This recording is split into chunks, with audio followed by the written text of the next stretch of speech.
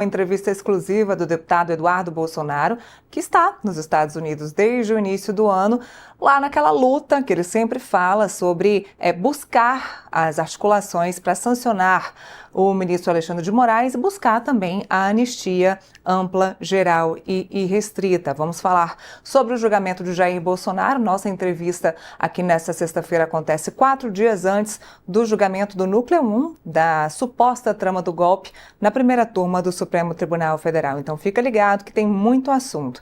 E vamos falar também hoje sobre a lei da reciprocidade, que o presidente Lula demorou, mas decidiu aplicar ao governo Donald Trump. Itamaraty deve avisar ao governo norte-americano sobre essa sanção, sobre essa reciprocidade, ainda nesta sexta-feira. Então vamos começar com o Texto Está no Ar.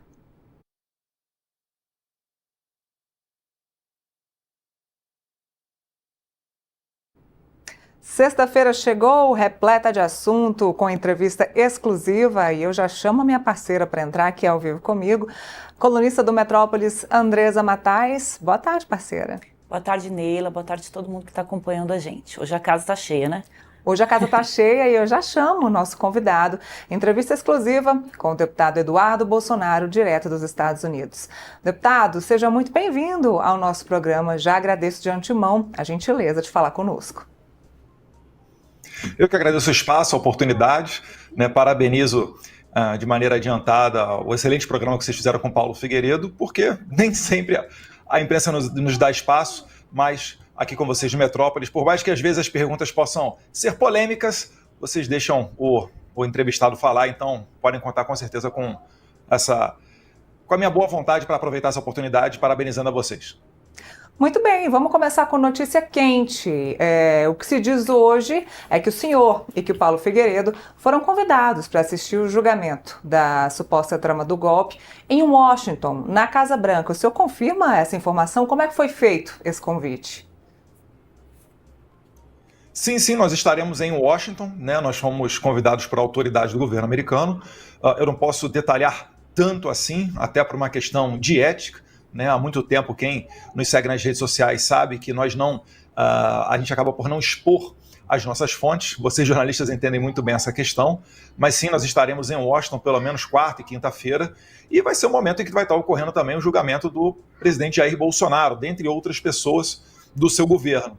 Então, estaremos lá, estaremos em contato com as autoridades americanas, e é o que eu posso falar nesse momento. Mas o senhor sabe nos dizer se Donald Trump vai estar assistindo ao julgamento?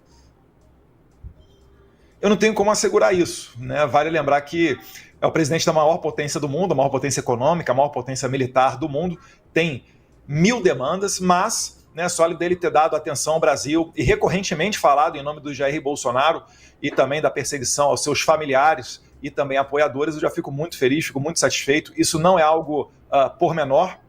Você conseguir atrair a atenção do presidente dos Estados Unidos é algo que é muito complicado. Você vê, ele está sempre resolvendo questões como a guerra da Ucrânia, Israel, Irã, questões comerciais com a China, dentre outras medidas, mas também tem o seu olhar voltado para o Brasil. Isso muito me alegra. E eu não posso garantir que ele vai estar assistindo ao vivo a esse julgamento, mas eu tenho certeza que ele será cientificado do resultado assim que possível.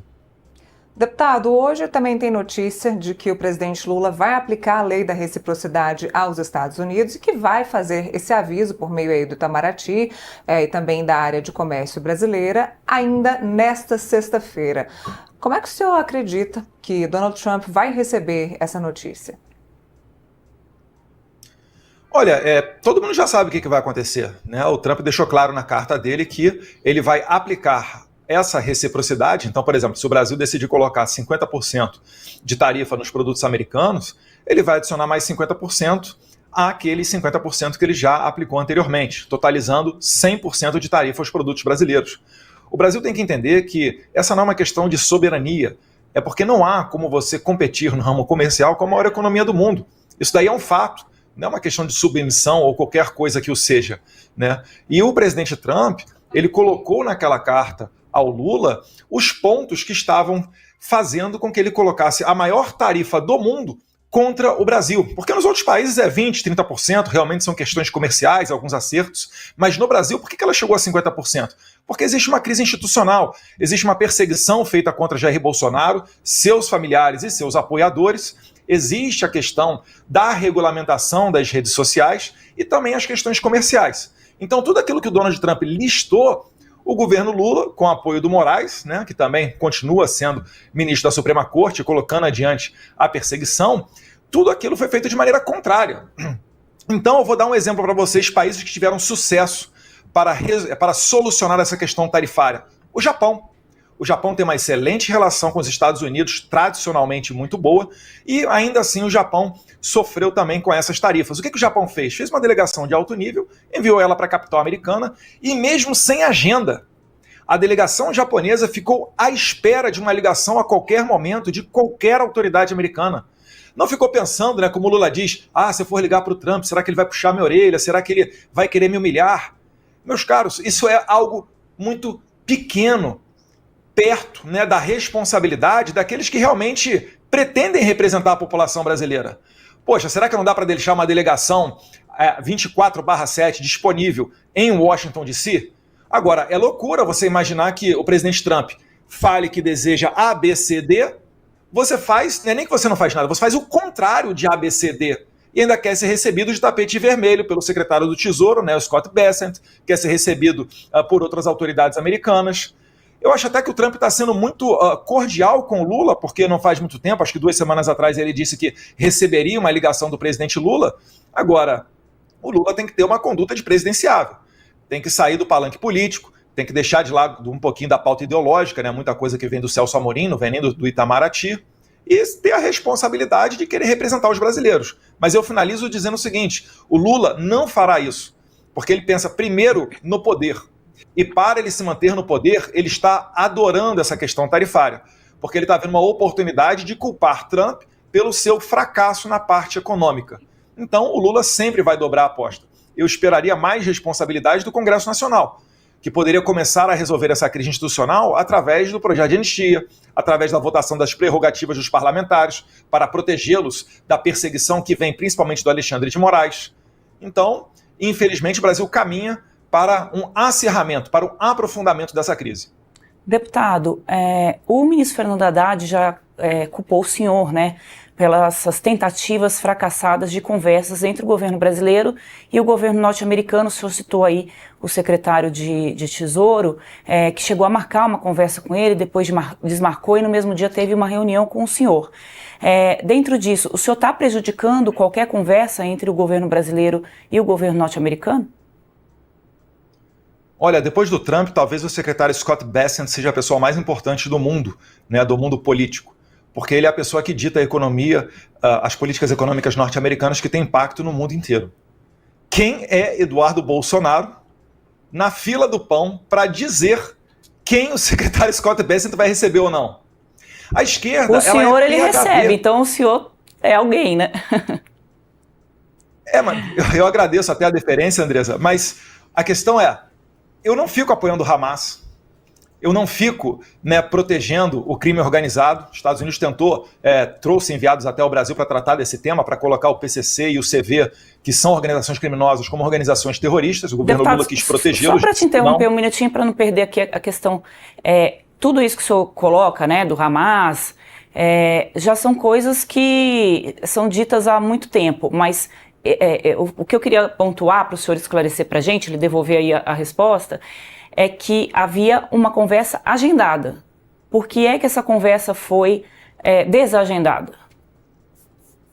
Mas ele tem que perguntar para o Tesouro Americano, né? Eu estou falando, eu não tenho controle sobre a agenda deles. É porque o senhor esteve com ele no mesmo dia, então isso deve ter entrado na conversa, né? Olha, Andresa, o que a gente conversa lá reservadamente, né, nem tudo a gente pode expor ao público. O que a gente levou foram preocupações ali com relação ao cumprimento da Lei Magnitsky. A gente utilizou, inclusive, matérias da imprensa para dar essa ciência ao secretário Scott Bessent e também à equipe dele, para dizer, olha... O senhor pediu para ele não atender o Haddad naquele dia? Andresa, só para concluir rapidamente. Então, nós levamos a ele essa ciência, né? Falamos de que se a ideia é atingir de maneira eficiente as finanças de Alexandre de Moraes, tem também que ser aplicada a Lei Magnitsky, como a própria Lei Magnitsky descreve, a sua esposa, Viviane, que dá suporte logístico e financeiro ao Alexandre de Moraes. Agora, a questão da agenda dele, é ele que vai fazer. Eu acho impressionante as pessoas, né, a todo momento criticarem, por vezes chamarem pessoas como Trump. Né? O Lula disse antes da eleição que o Trump seria a nova face do nazismo. Eu não vi o Lula pedir desculpa em momento nenhum. Então ele chama um presidente de nazista e depois reclama que aquele presidente não recebe. Isso é quase insano. É lógico que o Lula está jogando para a plateia. Ele está querendo transferir a responsabilidade do insucesso dele para alguém. Eu estou aqui nos Estados Unidos, é óbvio que eu vou ter portas abertas, porque a gente compartilha da mesma visão de mundo, né, do atual governo Trump.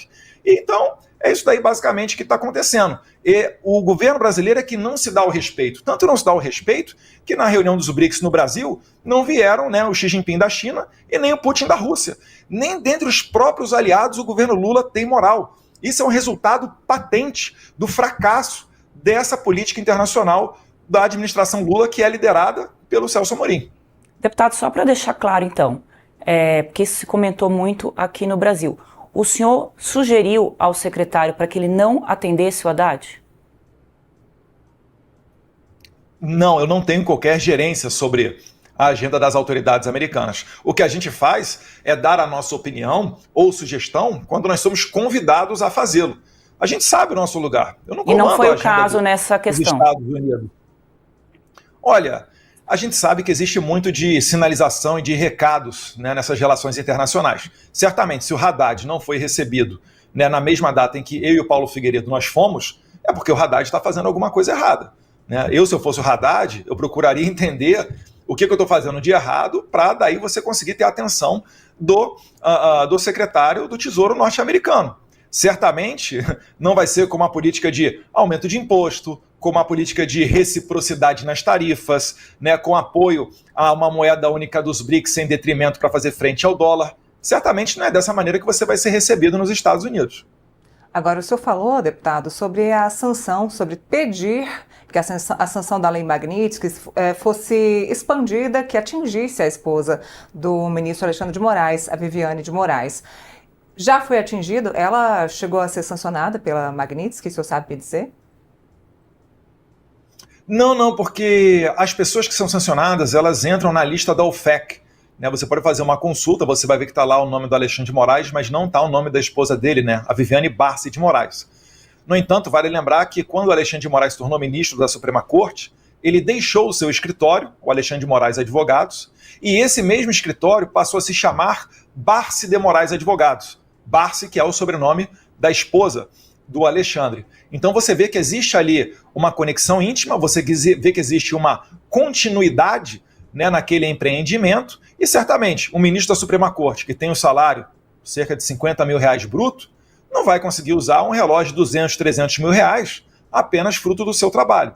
Então há uma incompatibilidade com aquilo que o Alexandre de Moraes veste, usa, vinhos que ele toma e etc., com o salário dele.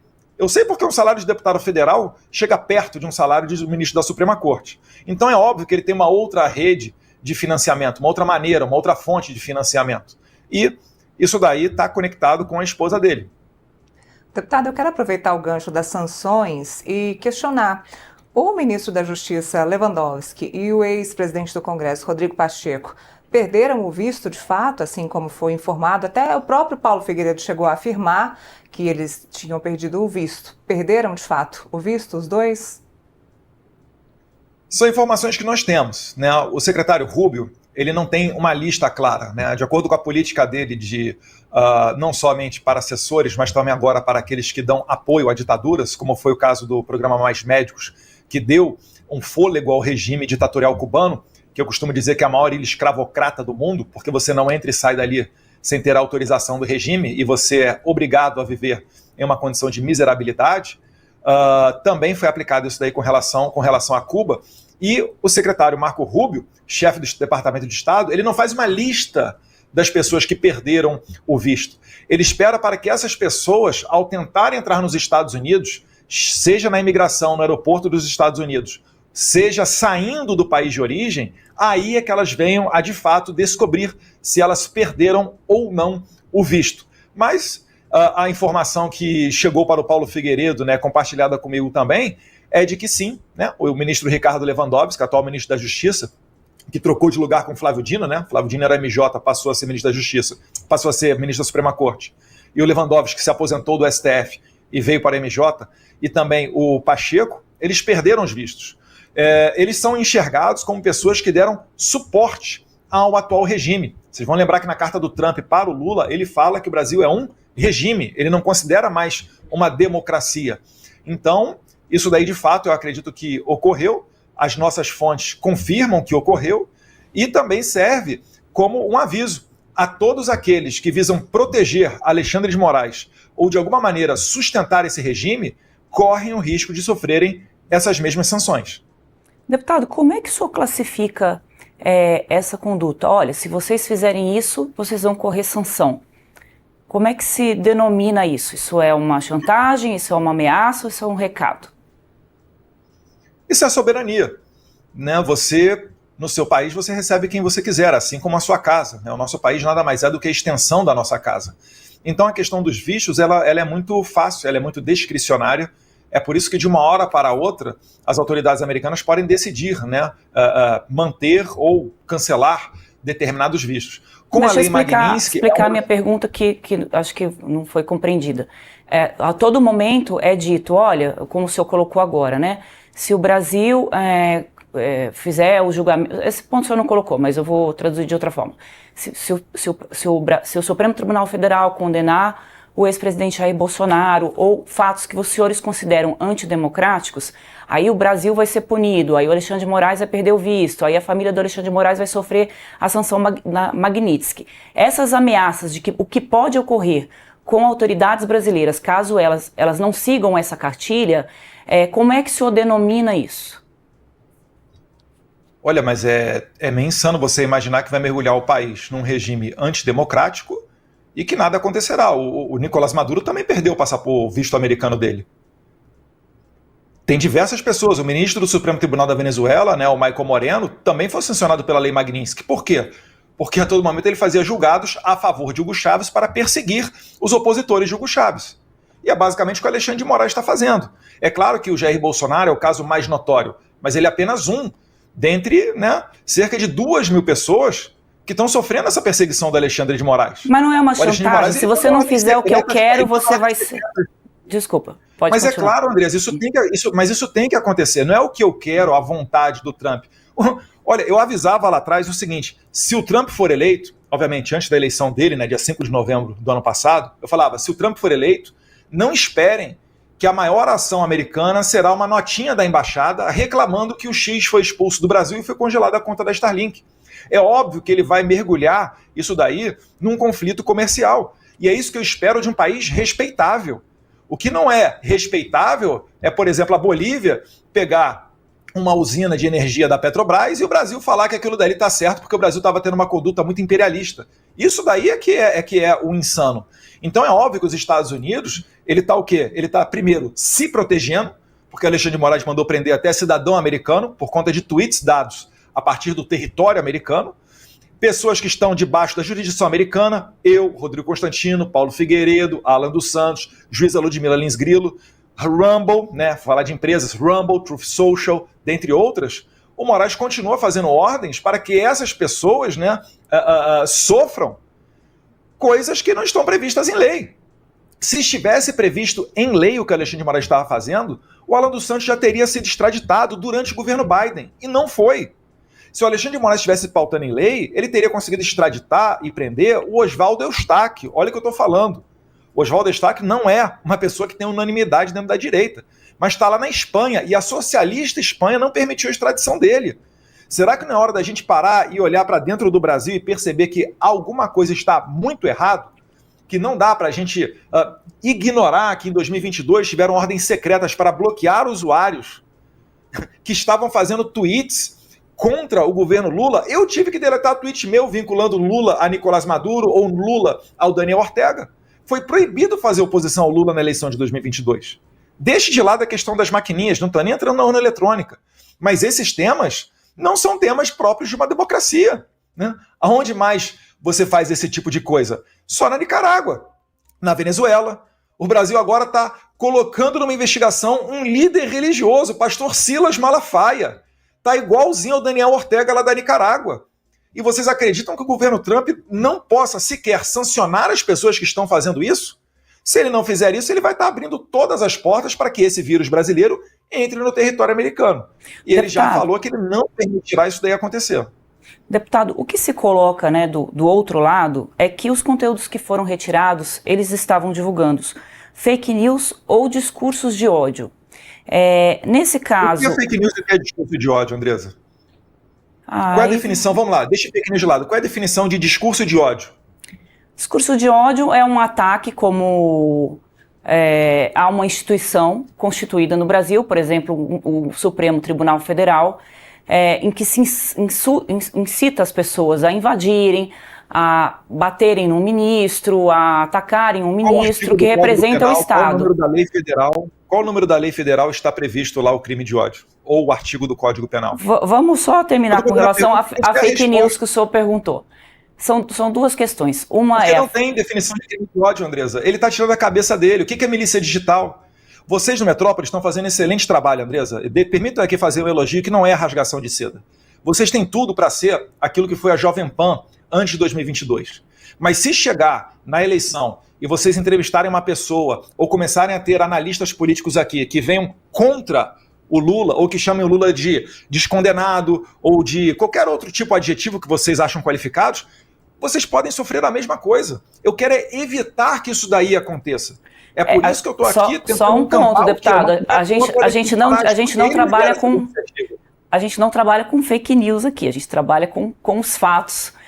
Todo mundo pode ter a própria versão, mas os próprios fatos... Qual foi a fake news? Não é possível. E é fake news você falar que o Lula é um descondenado? Aí vem ordem lá do Alexandre de Moraes falando, Jovem Pan, você tem que parar de chamar ele de descondenado. Qual é a fake news nisso? Ele foi condenado e foi descondenado. Porque o senhor está pegando um ponto específico, né? Foram várias... Se voltar ao poder e tiver... Para finalizar, desculpa, Andressa. Imagina. Se eu amanhã retornar, né, como presidente da República ou meu pai, e a gente tiver essa mesma conduta, era pra gente colocar na cadeia quem chama o Bolsonaro de genocida, porque ele não matou ninguém. Isso é fake news. E aí, vamos derrubar as redes do PT? Vamos derrubar as redes de todo mundo? Eu acho que não é por aí. Para finalizar, a nossa ideia é o seguinte, todo mundo fala o que quer, aquilo que extrapola, né, entra em crime contra a honra, tem a justiça para você recorrer, e o eleitor, o internauta vai decidir o que ele acredita, o que é verdade ou o que não é verdade. Não tem como alguém querer controlar. Só o fato de colocar uma agência ou alguém para controlar o que pode ou não ser dito, isso já é censura. É censura prévia, é o que está acontecendo no Brasil hoje em dia. O PT, inclusive, disse que não foi golpe o impeachment da Dilma Rousseff, e aí é uma fake news, né, deputado? Porque todo mundo viu que ela sofreu um processo de impeachment e isso continua sendo divulgado aqui para a gente fazer o contexto aqui de todas as informações. O equilíbrio, né? Exatamente. Deputado, eu queria entrar num outro ponto que está quente também do noticiário, que foi o pedido que o senhor fez para continuar exercendo o seu mandato, né, parlamentar. Nesse momento, né, o senhor ainda não tem essa autorização para continuar exercendo o mandato à distância, embora o senhor esteja constituído, o senhor não está licenciado nesse momento, pelo que eu compreendo. Se estiver errado, o senhor me corrija, por favor. O senhor tem 9 assessores contratados ali no seu gabinete. O senhor não conseguiu participar, obviamente, de nenhuma atividade das comissões temáticas, porque o senhor está nos Estados Unidos. O senhor teve uma atuação parlamentar, né? Foi uma proposta que o senhor apresentou individualmente até agora, que foi para ouvir o ministro das Relações Institucionais. Foram 15 faltas computadas até agora, o senhor já disse que não as reconhece, depois eu quero que o senhor fale para a gente. E tem um custo, né? Esse gabinete do senhor, até agora já dão 700 mil reais. O que esses assessores do senhor estão fazendo? Eles estão à disposição do meu suplente, né? Estavam, agora não mais porque eu voltei a exercer o meu mandato, e eles continuam me assessorando. Eu continuo falando com eles, existe uma rotina do gabinete, então é claro que eles merecem ser, né, remunerados por conta disso. Agora, eu só não retorno à normalidade do meu mandato porque eu estou sendo perseguido, né? Fui ameaçado de perder o passaporte, né? Depois esse inquérito foi arquivado, porque não queriam me dar a oportunidade de dizer que eu era perseguido político. E quando o Marco Rubio falou que provavelmente iria sancionar o Alexandre de Moraes, eles reabriram esse inquérito. E estão pedindo mais de 20 anos de cadeia para mim. É inadmissível que a Suprema Corte faça isso tudo, ainda mais sob ordens, pedidos originais do líder do PT. Vocês realmente acham que se eu for ao Brasil eu não serei preso? Digam para mim, você que está no chat pelo menos aí, comenta aqui para a gente, ajuda a colocar a nossa audiência mais adiante. Agora, Andresa, eu presto satisfação ao meu eleitor. Eu não estou pedindo para todo mundo concordar comigo. Eu estou fazendo um trabalho aqui que eu estou sendo esmagadoramente apoiado pelo meu eleitorado, porque é visto por muitos como a última esperança para a gente resgatar o Brasil, para não mergulhar de vez num caminho semelhante ao da Venezuela. Então, a essas pessoas, eu tenho que continuar exercendo o meu ofício. Como? Aí, o presidente da Câmara é que vai dizer. Agora, se ele não reconhece essa situação de perseguição, se ele prefere cerrar fileiras com esse regime, aí ele tem que arcar com as consequências disso tudo. Porque não é admissível que hoje, depois da pandemia, que nós vimos que existe uma maneira de você exercer o mandato de maneira virtual, de maneira não presencial, lá fisicamente no Congresso Nacional, que não seja aberto essa possibilidade, né, para mim. Eu acho que todo mundo está vendo a perseguição que eu estou sofrendo. O Lindbergh agora virou o líder do PT, né, ele pede policiamento reforçado, o Alexandre de Moraes junto com o PGR vão lá e colocam mais policiais na casa do Bolsonaro. Vocês acham razoável eu pedir um policiamento mais reforçado, sei lá, na casa do Lula ou qualquer outra pessoa que foi presa do regime do PT no passado? É óbvio que não. É para isso que existe a justiça, para ela ser imparcial. Mas a todo momento, o Alexandre de Moraes ele dobra a aposta, ele quer se mostrar intransigente, né, quer se mostrar poderoso. Então a gente vai ver até onde essa situação vai levar. Deputado, só para concluir essa questão dos assessores para a gente compreender, porque essa questão do mandato do senhor também é algo muito que se questiona por aqui. O senhor disse que despacha com eles, o senhor está exercendo na sua avaliação o seu mandato. Os assessores parlamentares são contratados para assessorar o parlamentar no dia a dia dos trabalhos, na questão do plenário, dos projetos apresentados, tudo que envolve ali o mandato parlamentar. O senhor entende que as suas ações aí nos Estados Unidos, elas são pertinentes ao mandato de um deputado no Brasil? É isso que o eleitor de São Paulo, que elegeu o senhor primeiro com a maioria dos votos numa eleição, depois caiu um pouquinho, mas o senhor também está ali no ranking mais votados. Acho que o terceiro mais votado, se eu não me engano agora. Era isso que a população de São Paulo esperava do seu mandato? Com certeza, ela espera a luta pela liberdade, ela espera não abaixar a cabeça para ditadores, ela espera que eu não venha a compor com esse atual regime. É por isso que eu não paro de ganhar seguidor nas redes sociais. Eu estou explodindo de seguidor, eu nunca ganhei tanto seguidor em tanta velocidade nas redes sociais. Agora, os meus assessores, não é justo, por conta de uma perseguição, uma injustiça que o seu deputado está sofrendo, que eles venham da noite para o dia perder o salário. Os meus assessores ficarão empregados enquanto eu tiver possibilidade de manter o meu salário. Se eu pudesse, eu dobrava o salário deles, porque são pessoas corajosas. Só de estarem trabalhando comigo, isso já demonstra coragem. Ou vocês acham que eles não estão sofrendo risco de terem busca e apreensão?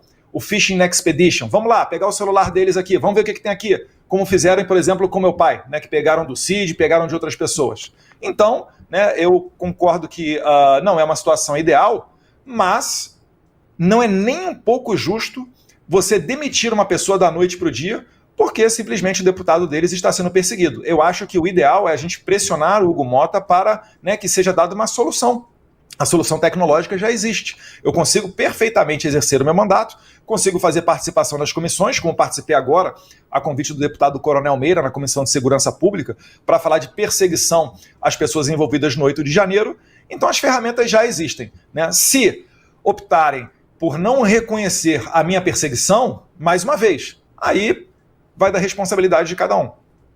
Deputado, qual é a sua situação formal hoje nos Estados Unidos? Eu aqui nos Estados Unidos eu estou legalmente. Eu não entro em detalhes, a pergunta é sobre o visto e etc. Isso, exatamente. Se é a necessidade de pedir um green card... Me permita, Neila, eu não tenho como expor isso daí, porque eu sei que eu estou altamente vigiado, né? Certamente nesse momento tem gente da Polícia Federal nos assistindo, né? A gente chama carinhosamente de Gestapo do Alexandre de Moraes, porque é uma polícia política, né? Não se confunde com o restante da Polícia Federal. Então essas pessoas estão de olho para ver o que elas podem fazer para minar, para complicar a minha vida aqui nos Estados Unidos. Então não posso dar munição para eles fazerem isso. Cito como exemplo do que eu estou falando, ano passado, em 2024, com uma delegação de parlamentares, nós fomos ao Parlamento Europeu fazer denúncias de violação de direitos humanos, né? Morte do Clezão, prisão da Débora e etc. Eu participei nessa viagem de um Space no X, do Mário Naufa, né? É um australiano que mora lá no Oriente Médio. Quando eu retornei ao Brasil, tinha um relatório da Polícia Federal feito com base nessa minha participação no Space no X. Então essas pessoas estão altamente, né, buscando o pelo em ovo, né, usando da sua criatividade para tentar me prejudicar. Então nesse ponto da minha estadia aqui nos Estados Unidos, podem ficar tranquilos, estou 100% legal, consigo me manter aqui durante um bom tempo ainda, mas permitam-me não abrir detalhes. Só porque a dúvida, se você me permite, Neila, complementar, Sim. é porque o senhor já disse algumas vezes que o senhor é como se fosse assim um asilado político, né? O senhor saiu do Brasil porque o senhor entende que se voltar há uma perseguição política do judiciário com relação ao senhor. Esse termo não, entendo, não há. Mas esse termo não há, é um termo figurativo, digamos assim. O senhor não está aí como asilado. Acho que a pergunta que a gente queria fazer para o senhor... Você fala debaixo de asilo?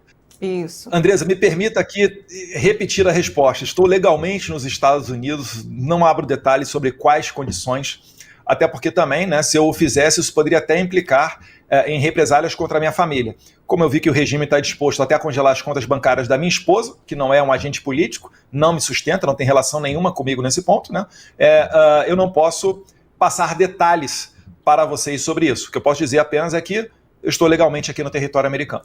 Mas as contas da sua esposa, da Heloísa, não foram congeladas?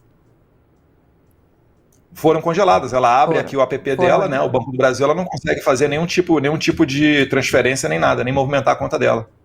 Certo. Eu queria perguntar sobre a sua relação com o seu pai, mas não é sobre como é a relação. Eu só queria saber quando foi a última vez que vocês conversaram. Foi antes de eu viajar aqui no Carnaval para os Estados Unidos. Nem eu me recordo, né, exatamente qual foi o último dia e etc. Antes de eu viajar aqui para os Estados Unidos, foi a última vez. Não houve, eu não vou me lembrar, vou até pedir para a produção me lembrar também, qual foi a data daquelas conversas que acabaram vazando do relatório da Polícia Federal. Não, as conversas foram depois. Sim, as conversas sim. foram depois. Eu estou falando, se eu entendi correta a pergunta, foi a última vez que eu estive pessoalmente com meu pai, foi antes do Carnaval, né? Então, meados de fevereiro, provavelmente. As conversas foram depois. Eu já estava aqui nos Estados Unidos. O último momento, então, de conversa foram esses momentos que foram descobertos aí, revelados pela Polícia Federal nesse relatório, enfim, que inclui... Foram vazados, né? São conversas pessoais de pai para filho, né? Foram vazados pela Polícia Federal. Eu não vejo motivo nenhum para você ter que expor esse tipo de coisa, né? Tem ali, é claro, eu conversando com meu pai, de uma maneira não muito educada, não é o meu perfil, normalmente eu trato meu pai até por senhor e etc, mas naquele momento, né, como dois homens que nós somos, e entre nós não tem frescura também, eu estava dando uma sacolejada nele, utilizei algumas palavras fortes, obviamente não gostaria que isso daí viesse a público, mas, né, a Polícia Federal, como é um aparelho do Estado político, ela vazou de propósito para gerar constrangimento e também uma cortina de fumaça naquilo que interessa, né? Os assuntos do Brasil são outros, não a conversa do pai com o filho. Deputado, essa conversa que o senhor teve já virou até aquelas letrinhas lá que o senhor falou, já virou camiseta, boneca aqui no Brasil, não sei se o senhor está acompanhando. O senhor diria que o senhor está exausto? De maneira nenhuma. De maneira nenhuma. Toda semana que vem para Washington, D.C. Aquilo foi uma explosão de um momento ou já não era um sinal de exaustão dessa sua peregrinação aí para os Estados Unidos? Eu não consigo ler daqui, Andresa. Eu não consigo ler daqui a conversa. Não, essa conversa é só para ilustrar para quem está acompanhando a gente. A minha pergunta aqueles termos que o senhor usou com seu pai, naquele momento o senhor estava zangado, mas a gente não pode ler como uma exaustão do senhor, desse papel que o senhor está fazendo aí. Não, muito pelo contrário, era energia alta, né? Era dando aquela sacolejada lá, uns tapas na cara do Rocky Balboa. Não tem amanhã não, vambora, o caminho é por aqui. É isso daqui que é o certo, não se deixe levar por esse outro caminho. Né? Basicamente isso aí que eu falei, óbvio. Usei alguns palavrões, algumas palavras duras. Os nossos opositores aproveitam para cair em cima disso. Olha lá, a família brasileira, etc. Mas entre nós não tem frescura, não tem hipocrisia. É uma conversa entre dois homens, né? Como tem que ser, às vezes com pai e com filho que estão lutando pela liberdade. Eu acho que dificilmente algum outro brasileiro passou por uma situação semelhante, a não ser aí o pessoal perseguido pelo Alexandre de Moraes, mas é uma situação onde o estresse fica alto, né? Por vezes acontece esse tipo de explosão. Uhum. Nessas conversas, deputado, os senhores falam também sobre o governador de São Paulo, Tarcísio. Eu só queria saber se existe, eu vou usar um termo ciúmes, mas não era essa palavra, assim, se existe um ciúme ou um temor desse holofote que está cada dia crescendo mais sobre o Tarcísio e saindo um pouco da família Bolsonaro. Existe um temor desse holofote sobre o Tarcísio? Olha, não é nenhum temor, né? A questão é que não é o momento de você tratar de eleição. A gente, semana que vem, estamos o quê? A 4 dias do início do julgamento, 4 dias do início do julgamento. Então não é o momento de você tratar de sucessão presidencial, né? De você colocar, como se diz no popular, né? A carroça na frente dos cavalos. E aí a gente começa a se perguntar, as pessoas, e aí eu separo muito bem, tá? Eu não vi nenhum movimento do Tarcísio pessoalmente nesse sentido, pelo menos não publicamente. As pessoas, ao que parece, algumas, né, elas estão buscando tirar proveito de um momento de fragilidade do presidente Bolsonaro, que todo mundo sabe que não tem um julgamento justo, né, porque não tem nexo causal nenhum que o conecte ao 8 de janeiro, sendo que 8 de janeiro sequer foi uma tentativa de golpe, mas, né, há quase que um consenso de que ele provavelmente será condenado. E aí pessoas tentam tirar proveito disso, né, oferecendo para ele, imagino eu, né, arranjos políticos futuros em troca de promessas futuras de amenizar a pena ou colocar em prisão domiciliar. E aqui eu estou falando que eu consigo imaginar, tá? Porque eu não estou lá na casa do Jair Bolsonaro, não participei de nenhuma conversa nesse sentido. Mas me causa estranheza você querer, nesse momento, tratar de eleição de 2026. Falta muito ainda para a eleição de 2026, mais de um ano. Qual essa agenda da anistia, ela se Essa agenda da anistia, ela se sobrepõe essa agenda eleitoral de 2026, é o que o senhor está falando. Primeiro tem que se tratar desse tema, só para depois entrar em 2026. Mas é claro, porque a anistia, né, por uma questão de justiça, ela atingiria, né, beneficiaria não só os perseguidos pelo Alexandre de Moraes. Eu falo perseguidos porque não são só as pessoas envolvidas no 8 de janeiro, tá? É muito mais gente. Por exemplo, o Alan dos Santos não tem envolvimento no Rio de Janeiro e está exilado aqui. A juíza Ludmila Lins Grilo, a mesma coisa, né? Até onde eu sei, Rodrigo Constantino também, para citar alguns exemplos. Então, eu não vejo o motivo pelo qual você tem que acelerar uma escolha de um candidato nesse momento agora. E a gente, sim, tem que tratar da pauta que é primordial para a gente virar a página do Brasil, que é a anistia. Se você for no Congresso Nacional, você vai ver que é quase uma unanimidade que os deputados não aguentam mais ficar falando de Supremo Tribunal Federal, pauta de liberdade, porque isso daí é o básico. É claro que um deputado tem que ter liberdade, é claro que as pessoas têm que ter liberdade.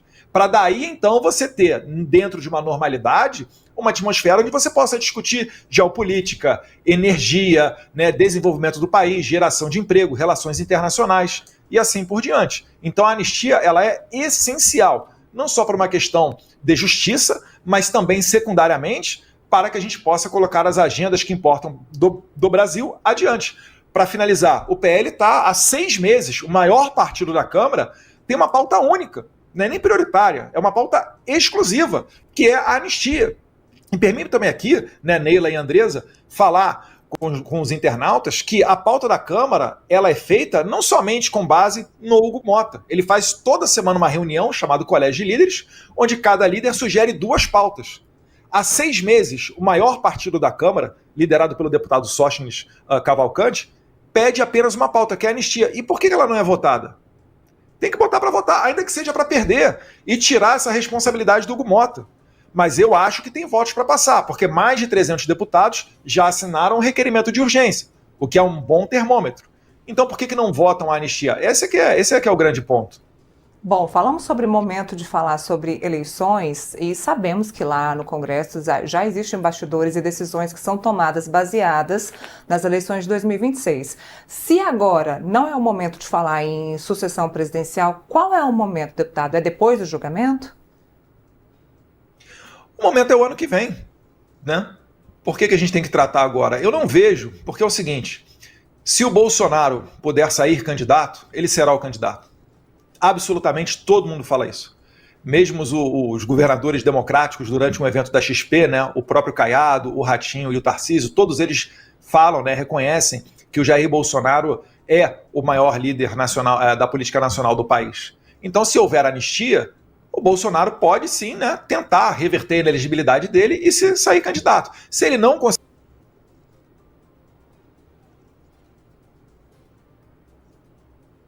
a pergunta, por que ele tem que fazer isso agora, enquanto ainda existe a possibilidade da anistia? É essa questão que não se encaixa na minha cabeça. Ou melhor, se encaixa muito bem, né? De existirem pessoas, mais uma vez não estou acusando ninguém, mas de existirem talvez pessoas aí nos bastidores tratando de enfiar uma faca no pescoço do Jair Bolsonaro, oferecendo benesses futuras, o que eu entendo que seria mais um daqueles acordos que você não deveria fazer, porque nunca são respeitados.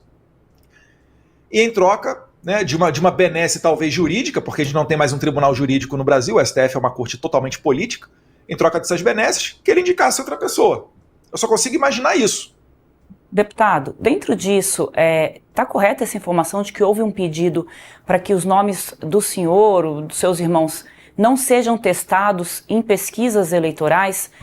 Pegando esse raciocínio que o senhor colocou, né, de que esse não é um assunto prioritário para os senhores agora, isso tem a ver com essa notícia que saiu de que os senhores não deveriam ser testados, ou essa notícia é fake?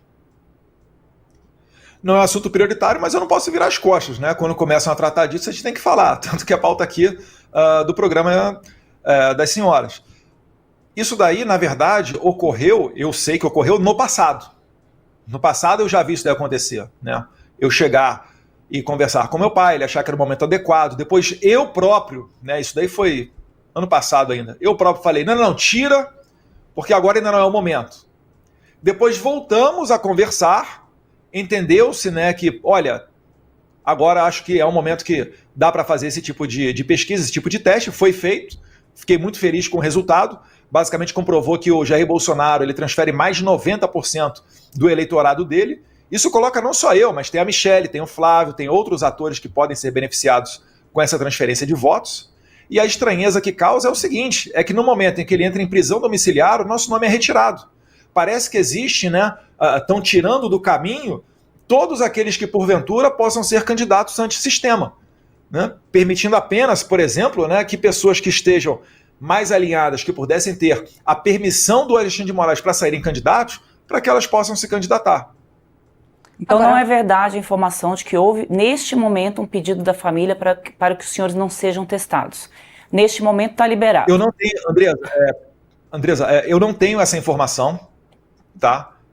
Eu conversei com algumas pessoas da minha família, elas também não têm essa informação, mas causa estranheza, né? Por que é que o Jair Bolsonaro não permitiria, né, você aparecer em uma pesquisa eleitoral para presidente? Porque não foi só eu, o Flávio também foi retirado. A quem interessa jogar para baixo os nomes de Eduardo e Flávio Bolsonaro para a presidência da República? Existe se agarram ao poder para tentar se manter lá ou chegar lá, independentemente das circunstâncias. Tem que deixar a população escolher. Qual o problema? Quem é que perde, quem é que ganha se o meu nome estiver na rela para presidente? Eu não consigo entender como que um pai tiraria prestígio dos filhos nesse momento. E é difícil a gente falar, porque meu pai está censurado previamente. Está sem rede social, está em prisão domiciliar. Eu lembro que outros ex-presidentes que foram processados, no caso Michel Temer, Lula, nunca aconteceu isso com eles. O Lula, mesmo depois de condenação de primeira instância, continuava viajando. E tanto Temer quanto Lula foram processados no juiz de primeiro grau. Por que o Bolsonaro é processado na Suprema Corte? Então está notório que existe uma perseguição. O STF mudou 2 vezes a jurisprudência para alcançar a competência para dizer que legalmente estavam julgando o Jair Bolsonaro, né? Eles fazem isso a todo momento. Você estava levantando, Andresa, a questão da eleição de 2022. Em 2022, o que o Alexandre de Moraes fez de derrubar perfis foi ilegal, foi criminoso. Tanto que, quando eles reformaram agora recentemente o artigo 19 do Marco Civil da Internet, eles esquentaram a ação ilegal do Moraes no passado. É uma lei penal mais benéfica ao réu, que deveria ser o Alexandre de Moraes, retroagindo. Então é o próprio sistema dando contornos de legalidade nos crimes que eles cometeram. Só que nos Estados Unidos segue sendo crime. Você violar a primeira emenda, né? Você derrubar perfis em redes sociais, você mandar prender pessoas com base em tweets. Então isso tudo está nessa atmosfera de hoje em dia, né? Nesse conflito entre o Brasil e os Estados Unidos. Ainda na história das eleições, a gente pode esperar que o ex-presidente Jair Bolsonaro vai esperar até o último segundo para indicar quem vai ser o seu sucessor, se assim for necessário? Eu acho que o presidente Jair Bolsonaro ele tem muito mais conhecimento político do que eu, né? Ele saberá dizer o momento correto se essa situação, se esse cenário realmente se concretizar. Eu falo que eu ainda sou muito esperançoso de que a gente consiga aprovar uma anistia e o Bolsonaro consiga reverter com uma nova composição do Tribunal Superior Eleitoral as injustiças cometidas, porque ele basicamente não pode concorrer porque ele se encontrou com embaixadores, isso foi considerado abuso de poder político, lembrando que, por óbvio, o embaixador não vota no Brasil, e também tiveram reuniões com embaixadores o ministro Fachin, então presidente do TSE, semanas antes do Bolsonaro. O Bolsonaro, na reunião com os embaixadores, ele convidou o Fachin para estar lá nesta reunião para dirimir dúvidas. O Fachin não foi porque optou por não ir. E essa também reunião foi para colocar dúvidas sobre o sistema eleitoral brasileiro, não, deputado? Andresa, mas qual é o prejuízo que tem de você aperfeiçoar o sistema? A gente fala do voto impresso há décadas. Essa bandeira foi levantada primeiramente por Leonel Brizola, caso Proconsult, lá de 1982, né, criticando o sistema informacional. Mas naquele momento se falava, né, será se falava para Brizola, o mundo... então, é um antidemocrático? Se falava para o mundo que as eleições brasileiras seriam fraudadas se a votação fosse por urna eletrônica. Esse foi o contexto da conversa que gerou a inelegibilidade por unanimidade ali no TSE. Não foi apenas um encontro com embaixadores. Somente ditaduras não permitem criticar o processo eleitoral. Só em ditaduras que isso daí ocorre. Mas não era uma crítica, deputado. Estava se apontando uma fraude que não havia sido comprovada. Isso não é uma informação verídica? E como é que você combate? Se foi uma mentira, você combate a mentira com a verdade. Qual é a verdade do TSE? O TSE não tem como comprovar a lisura da eleição. Todos Mas os sistemas militares foram lá fiscalizar, deputado. Quer dizer que eu creio que as urnas eletrônicas brasileiras não são invadidas? Então os bancos têm que parar de gastar bilhões com segurança da informação e pegar a dica lá da inviolabilidade com o TSE. O sistema do TSE foi fraudado e violado em 2018. Pelo amor de Deus, não ignorem esse fato. Um hacker entrou em 2018 nos sistemas do TSE. Tanto que a ministra Rosa Weber, presidente do TSE, abriu um inquérito. E nesse inquérito, o delegado perguntou ao TSE e foi respondido pelo Giuseppe Janino, dizendo que sim, um hacker entrou aqui com a senha do ministro Sérgio Banhos. Depois disso tudo, quando Bolsonaro e Felipe Barros expuseram essa situação em agosto ou julho de 2021, aí então, né, foi transformado o inquérito em sigiloso. Isso é um absurdo. A gente fez uma eleição de 2022 que foi invadida em 2018 com os mesmos mecanismos. Aí eu não posso duvidar disso, Andresa. Não, deputado, pelo amor de Deus. O governo do seu pai pediu, inclusive, né, que os militares acompanhassem e fiscalizassem as urnas. O ministro Barroso convidou as Forças Armadas para fazer parte de uma comissão. Isso foi feito e eles não encontraram nenhuma irregularidade. Então, Você leu o relatório deles, Andresa? O relatório deles é taxativo no final. Eles concluem a mesma conclusão que o PSDB, de Carlos Sampaio e Aécio Neves tiveram após a eleição de 2014, onde eles perderam para Dilma. Conclusão: precisamos de mais informações para fazer uma auditoria, porque nesse atual sistema é inauditável, é impossível auditar o sistema brasileiro. Não é que as Forças Armadas não encontraram, é porque não tiveram acesso. Pediram códigos-fonte, etc. E o Moraes simplesmente ignorou tudo isso, disse, enfim, não vou olhar, agradeceu às Forças Armadas e taca a eleição para acontecer. Isso foi uma violação clara do direito do cidadão em saber o que está acontecendo. A administração pública serve aos cidadãos, não o contrário. Não pode a administração pública, o Estado, pedir que o cidadão tenha que confiar no Estado. É o contrário que tem que ocorrer. O Alexandre de Moraes, ele é um servidor público, tal qual eu como deputado federal. A gente tem que prestar satisfação ao povo. Como é que a gente perde a possibilidade de ter uma contagem pública dos votos, a publicidade do artigo 37, né, de todo ato administrativo, e simplesmente é isso daí, nada acontece? Quais países utilizam uma votação eletrônica semelhante à do Brasil? Você vai ver no Timor-Leste, no Butão, e acho que talvez no Zimbábue. Mas, deputado, o senhor reconhece o sistema... O senhor reconhece o sistema de votação no Brasil na medida que o senhor topa se candidatar por esse sistema. E o senhor foi eleito por esse sistema. Então, o fato de estar se candidatando é porque o senhor aceita ali as regras do jogo. Mas eu queria voltar para essa questão do Tarcísio, porque eu acho que essa questão de... impostos do Brasil, porque eu pago impostos, mas nem por isso eu luto contra. Sim, mas o senhor diz que não é confiável, o senhor está se submetendo a um processo não confiável, um pouco incoerente, não? Não, é porque, na verdade, é impossível você conseguir controlar a eleição de milhares de candidatos a deputado pelo país inteiro, né, a vereador pelo país inteiro. Já para presidente, você concorda comigo que com menos candidatos, você provavelmente pode conseguir fazer um controle melhor disso então, tudo. se tiver fraude, é só numa eleição, ela não poderia ser feita para outra?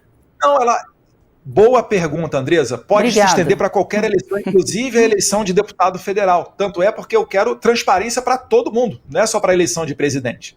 Eu fico perguntando quem é que perde, quem é que ganha com uma contagem pública dos votos. Porque a Argentina é voto no papel, o resultado sai no mesmo dia. Na França, a mesma coisa. Estados Unidos, na maioria dos estados agora, estão tomando essa conduta também. Qual o problema da gente copiar a urna eletrônica da Venezuela, a urna eletrônica do Paraguai, que emitem uma impressão de voto? Não que essa impressão vai ficar com o eleitor, ele nem tem contato com ela. Esse voto ele cai numa urna lacrada e, se houver suspeita, você tem uma possibilidade de fazer uma contagem auditoria paralela. Foi assim que a Maria Corina Machado conseguiu comprovar que ela ganhou as eleições. Mas no Brasil, nem isso a gente pode fazer. Deputado, vamos voltar para o assunto de hoje, porque esse assunto é urnas eletrônicas e voto impresso já está mais do que esgotado. Vamos falar isso no ano que vem, que é o ano eleitoral. Senão o pessoal briga, seus fãs aqui já estão me xingando aqui nas redes sociais. Não, pessoal, xinga não, vamos fala com carinho aí. O senhor vê que aqui a liberdade é relativa. Eu queria saber do senhor, André, com relação ao... Eu recebi um xingamento no meu WhatsApp aqui, que foi vazado, coincidentemente, no mesmo dia do relatório que me indiciou da Polícia Federal, cheio de pessoal de esquerda. Então não liga pra isso não. Tem que entrar na fila, a gente brinca aqui, deputado, quando quiserem atacar a gente. Só não pode falar mal do que dizer que a gente é brega, que aí a gente fica bravo. O resto pode falar. Não tô brega. Ô, deputado, eu queria voltar só um pouquinho na questão do Tarcísio de Freitas, né?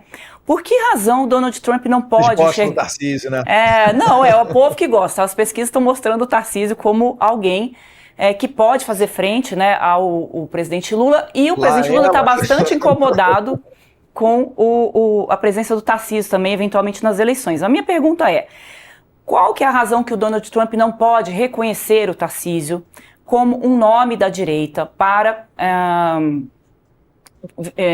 voltar ao poder e representar esse grupo que o senhor representa e o grupo do Jair Bolsonaro? O senhor faz críticas ao Tarcísio, os seus irmãos também, o seu irmão já disse que, o Carlos já disse que eles são ratos, os governadores. O Tarcísio esteve com o seu pai, visitou o seu... Tarcísio, né? Desculpa, gente, eu não ouvi. A referência do rato foi a... Só abrir parênteses para dizer que a referência de rato do Carlos, ele não citou nominalmente ninguém. Eram vários ratos. A quem a carapuça pudesse servir... Exatamente. Eu acho inapropriado, né? Você ter determinadas condutas de participar de festividades ou jogar futebol no momento em que aquele que você diz que é o maior líder político do país, o seu padrinho político, né, está prestes a ser condenado. Eu acho inadequado, mas cada um forma a sua convicção, né, forma o seu julgamento. Então, não é o caso, então, do Donald Trump, por exemplo, reconhecer no Tarcísio como essa pessoa que pode suceder o Bolsonaro e representar essa força política que o senhor representa? Mas, Andresa, o Donald Trump ele não quer interferir, ele não quer escolher o candidato da direita no Brasil. Ele não quer nem escolher o presidente. Ele só quer uma igualdade de concorrência. Ele só quer que, por exemplo, qualquer um possa concorrer, inclusive o líder nas pesquisas. Ora, é claro que o Bolsonaro não teve nenhum envolvimento com o 8 de janeiro, assim como ele não teve, Donald Trump, envolvimento no 6 de janeiro, mas sofreu as consequências disso. Né? Ele foi atochado de processos. O Trump, inclusive, se não tivesse sido reeleito presidente no passado, ele tinha processos para tomar centenas de anos de cadeia. Eram mais de 300 ou 400 anos de cadeia que o Trump poderia tomar nos diversos processos que ele enfrentava. Então ele sabe como é que o sistema joga. Ele conhece essa lawfare, né, esse ativismo judicial. E aí, quando ele, né, pressiona para acabar com essa perseguição, ele não está privilegiando o Bolsonaro. Ele está privilegiando a liberdade e todos aqueles injustiçados perseguidos pelo Alexandre de Moraes, que é muito mais do que o Jair Bolsonaro, com todo respeito ao meu pai. Eu acabei de falar aqui, Alan dos Santos, Rodrigo Constantino, mas tem dezenas, centenas de pessoas que tiveram que sair do Brasil e estão se virando para sobreviver na Argentina.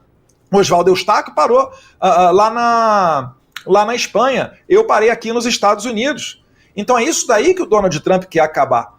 Não pode permitir que nasça mais uma Venezuela aqui na nossa própria região, nas Américas. É isso daí que ele está lutando contra. Ele não está lutando por um privilégio do Jair Bolsonaro.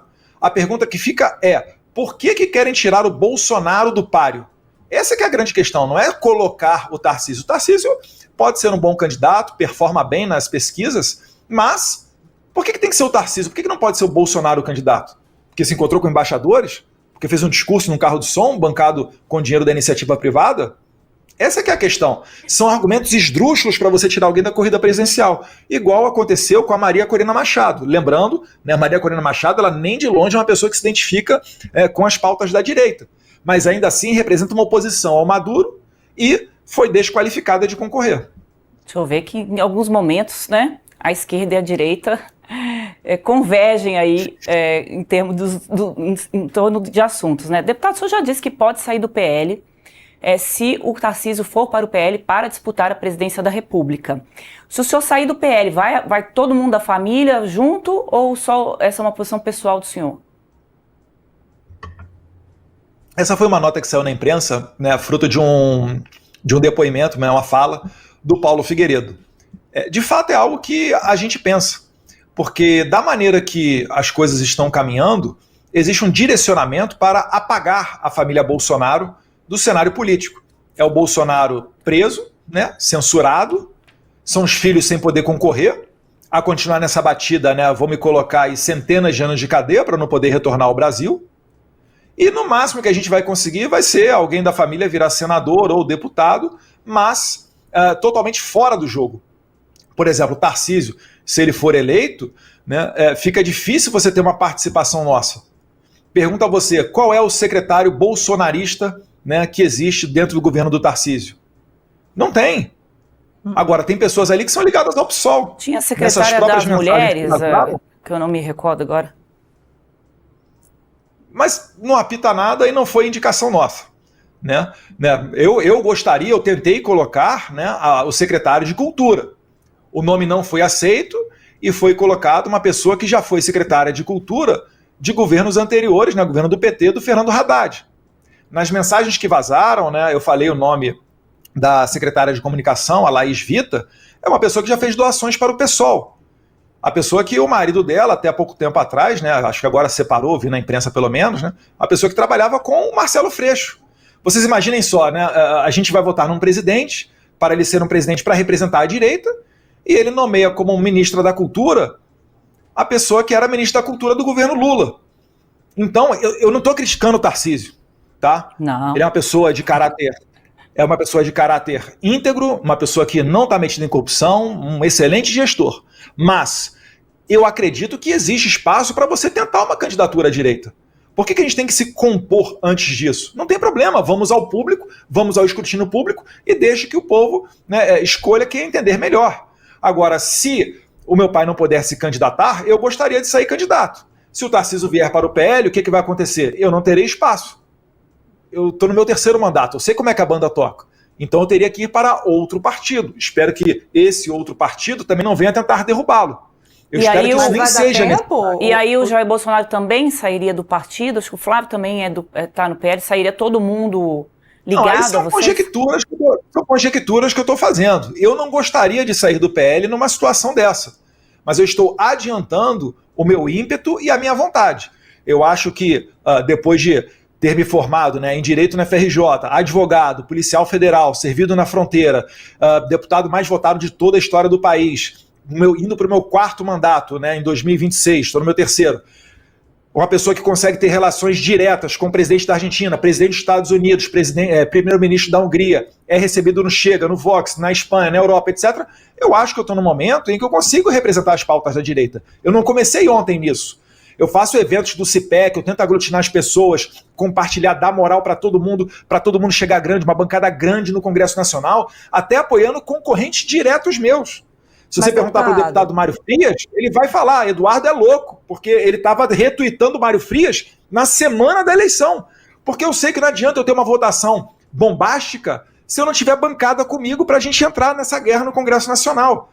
Então isso eu acredito que me qualifica, tanto que a pontuação que saíram nas pesquisas anteriores, né, lamentavelmente não na última do Paraná, me colocam, por vezes, pesquisa do IBESP para finalizar, pesquisa do IBESP, me colocou na frente do Tarcísio no cenário, com Tarcísio, Lula e Eduardo Bolsonaro. Então qual o problema de eu concorrer? Não tem problema nenhum, assim como não tem problema o Tarcísio concorrer. Mas como é que o senhor iria concorrer se o senhor não pode pisar no Brasil, de acordo com a informação que o senhor trouxe aqui pra gente, que se pisasse no Brasil, se pisar no Brasil vai ser preso? Qualquer pessoa que esteja apta, né, com seus direitos políticos consegue concorrer. Né? Isso daí é o que basta para você poder concorrer. Como é que seria feita a campanha? São outros 500. Talvez a primeira campanha virtual da história do país. Mas eu acredito, né, Neila, que até lá a gente terá aprovado uma anistia para corrigir essa injustiça. Porque, independentemente de quem seja eleito, Tarcísio, Caiado, Ratinho ou qualquer outra pessoa, com o Alexandre de Moraes forte, ele vai dizer quem são aqueles que podem concorrer. É por isso que a gente fala em direita permitida. E uma vez uma pessoa que seja eleita nessa atmosfera, ela não vai ter independência para fazer aquilo que ela deseja. Entendam bem, é até para o bem de um futuro governo de Tarcísio, Caiado, Ratinho, quem quer que seja, é o que a gente está fazendo aqui. A gente quer tirar as amarras do Congresso Nacional, é tirar o Congresso Nacional debaixo do jugo do Alexandre de Moraes e do STF. Vocês acham o que vai acontecer com essa investigação que o Flávio Dino tem na mão sobre emendas parlamentares? Ele vai selecionar quem ele vai perseguir, ele vai mandar PF lá na casa de um monte de gente e depois vai sair no jornal, Polícia Federal, Operação contra a Corrupção na casa de fulano, ciclano e beltrano. É isso que vai acontecer. No meio vão vir uns peixes ali da esquerda, né? Talvez uns magrinhos ali na esquerda, para dizer que ele não está perseguindo a direita, e está feito aí toda a situação dele. Quem sabe até vestindo a mesma capa que o Joaquim Barbosa vestiu, né, de caçador de corruptos, e se galgando para ser um presidenciável caso Lula não consiga concorrer. Né? Tem gente que fala que esse é o grande plano do Flávio Dino. Espero que não. Mas enfim, a gente vai ver as cenas dos próximos capítulos. Toda a investigação, então, para você, contra a direita bolsonarista, é uma perseguição? Não toda, mas majoritariamente, sim. Porque o mesmo juiz que abre o inquérito nunca termina, como por exemplo o inquérito das chamadas fake news, aberto desde 2019, só mira em pessoas do nosso lado. Por que não mira em ninguém da esquerda? Tem um youtuber da esquerda, acho que é Thiago Reis, a todo momento fala um monte de mentira. Esse cara nunca vai entrar no radar, muito pelo contrário, né? Talvez é mais próximo a gente tomar um cafezinho lá com o pessoal do STF. Olha o Felipe Neto, interagia com o Barroso, ganhou não sei quantos R$1.000 da embaixada dos Estados Unidos durante o governo Biden, né? Não com o Trump agora, que ele cortou a mamata desse pessoal, mas para interagir nas políticas de combate à desinformação. Pelo amor de Deus! Vocês gostariam que eu chamasse, né, caso fosse o STF, chamasse o Alan dos Santos para combater desinformação? É isso que a gente está falando. Não cabe ao Tribunal Superior Eleitoral e à Suprema Corte esse tipo de trabalho. O juiz é inerte, ele só julga aquilo pelo qual ele é provocado. E por vezes, quando esse pedido é notoriamente político, ele tem que se deixar de lado. Quem é o STF? Qual delegação popular eles receberam para dizer, né? Ah, não, a gente tem que agora dizer o que é verdade e o que é mentira, porque a gente sabe o que é melhor para o povo. Isso é totalmente antidemocrático. Deputado, aí falta o trabalho do Congresso também de fazer essa regulamentação e definir quem é que poderia. Não, porque já existe regulamentação, papel, Andresa. Não, já existem leis. Se eu aqui cometer, né, alguma impropriedade, vocês se sentirem ofendidas, vocês podem ir, né, até numa justiça criminal. Buscar, né, representar uma delegacia de polícia contra mim por injúria, difamação ou calúnia. Vocês podem mover um processo civil contra mim pedindo indenização. Concordo com o senhor que não é uma terra sem lei, mas existe uma discussão que passa pela regulamentação, que inclusive preocupa, essa é uma pergunta que eu queria fazer para o senhor. O Congresso Nacional já respondeu isso. O Congresso Nacional já respondeu isso. Mas por ocasião da votação do projeto de lei 2630. E o Congresso Nacional não discutiu isso porque entendeu que são necessárias as atuais leis brasileiras. O próprio relator da matéria do PCdoB, Orlando Silva, pediu ao presidente Arthur Lira para retirar de pauta o projeto 2630 porque ele não tinha votos para passar. Aí vão burocratas não eleitos da Suprema Corte, se achando mais inteligentinhos, né, acima do bem e do mal, para dizer, olha, o Congresso não legislou, então nós aqui vamos legislar. Poxa, então fecha o Congresso. Só que a gente não vai ter oportunidade de trocar os ministros do STF, porque eles não são eleitos. Eles, a cada 4 anos, eles não botam a cara a tapa no público. né? Isso não é pormenor, ter voto aqui, ó, é ralado, é suado. O que vocês acham que aconteceria se os ministros da Suprema Corte não tivessem seguranças e andassem no meio do público? Eles iriam sofrer uma chuva de críticas, provavelmente palavrões. O fechamento do Congresso não é algo que passou pela cabeça do senhor? O senhor já deu aquela famosa frase que todo mundo já sabe, não precisa nem repetir aqui. Não, André. Então explica pra gente. A minha frase foi muito mais suave do que a frase, por exemplo, do deputado federal do PT, Vadi Damus, né, que, criticando o ministro Barroso, disse que também deveria ser fechado o Congresso Nacional e mudado o nome de Supremo. Um parlamentar tem imunidade parlamentar para falar o que ele bem entender, e o povo julga. O que eu estava falando ali é que não faz sentido, né, você ter esse exagero de poder na Suprema Corte, sendo que eles não têm, ou pelo menos não tinham, né, até Alexandre de Moraes convocar uma força-tarefa da Polícia Federal debaixo dele, sob o comando dele, né, por isso que a gente fala Gestapo. O Supremo Tribunal Federal se atrofiou tanto que começou a pegar o poder da força. Então a minha frase naquele momento, em que pese uma frase infeliz, que eu estava num grupo, né, de alunos ali num curso em Cascavel, no Paraná, em 2018, e essa frase foi retirada, né, selecionada para dias antes da eleição de 2018, jogar ao público, para tentar dar a ideia de que nós somos antidemocráticos e seria um risco eleger Jair Bolsonaro, e a gente viu que não tem problema nenhum. Bolsonaro ficou 4 anos líder supremo das Forças Armadas e não fez nenhum ato ditatorial, não fechou nenhuma imprensa, porque não foi ele que fechou o Terça Livre, não foi ele que levou quase à falência a Jovem Pan, retirando dali Paulo Figueiredo, líder de audiência, Rodrigo Constantino, né, dentre outros. Então, essa frase ela é muito utilizada pela esquerda para tentar colocar em nós a pecha de antidemocráticos, quando, na verdade, os fatos mostram que nós somos os mais democráticos de todo. Tanto até que Jair Bolsonaro, na transição, elogiado, né, por Lula e por pessoas do PT, nomeou os chefes de forças indicados pelo Lula, quando o Bolsonaro ainda era presidente. Quem quer dar um golpe nomeia comandante de força do seu opositor político? Mas é democrático discutir não liga. É democrático discutir a implementação de um estado de sítio no país, por mais que isso teria que passar pelo Congresso? Isso é democrático? Se não é democrático, tem que tirar da Constituição. A Constituição prevê o estado de sítio e o estado de defesa, que foram cogitados também pela presidente Dilma, motivada por outras razões, e foi negada pelo, então, general Vilas Boas, comandante do Exército naquela época. Porque a Dilma Rousseff cogitou. A Dilma Rousseff está sofrendo processo para tomar 40 anos de cadeia? Não. Todo mundo entendeu que era um remédio constitucional que depende do presidente convocar, aí chama-se um conselho, manda para o Congresso que com quórum qualificado aprova ou não. E só depois da aprovação, aí volta para o presidente fazer um decreto. O que tem de ditatorial nisso? Não, a gente está falando da circunstância, né? Nesse caso era porque não se reconhecia o presidente eleito na ocasião. Então o estado de sítio, que inclusive o seu pai é o que ele reconhece, que realmente foi discutido, né? Era uma medida de não reconhecimento do candidato eleito naquela ocasião. O presidente Lula, só para... Eu não tinha citado a frase, mas como o deputado entrou ali... A Dilma não reconhecia o impeachment e também cogitou esse mesmo estado. Ela é antidemocrática, ela merece 40 anos de cadeia. Esse é que é o ponto. A Dilma cogitou o estado de sítio porque não reconheceu não reconheceu o impeachment. Porque ela não reconheceu o impeachment como um procedimento válido. Essa informação de que ela cogitou o estado de sítio, deputado, eu vou pedir para checar. Eu não valido porque eu não me recordo disso. Inclusive, a Dilma Rousseff, ela participou de todo o processo, ela fez a sua defesa e assim que foi empichada, ela entregou o cargo e saiu de dentro do Palácio da Alvorada. Eu estava lá nesse dia, incluve, acompanhando como jornalista. Eleição, né, saiu de lá. Mas não dá para dizer que ela defendeu um estado de sítio, aí realmente não seria o caso ali, né, deputado. Deputado, o senhor falou algumas vezes de que, além dos Estados Unidos, o senhor poderia procurar apoio também a essa causa que o senhor defende na Europa. O senhor é próximo ao Chega, que é o partido de direita, de extrema-direita ali de Portugal.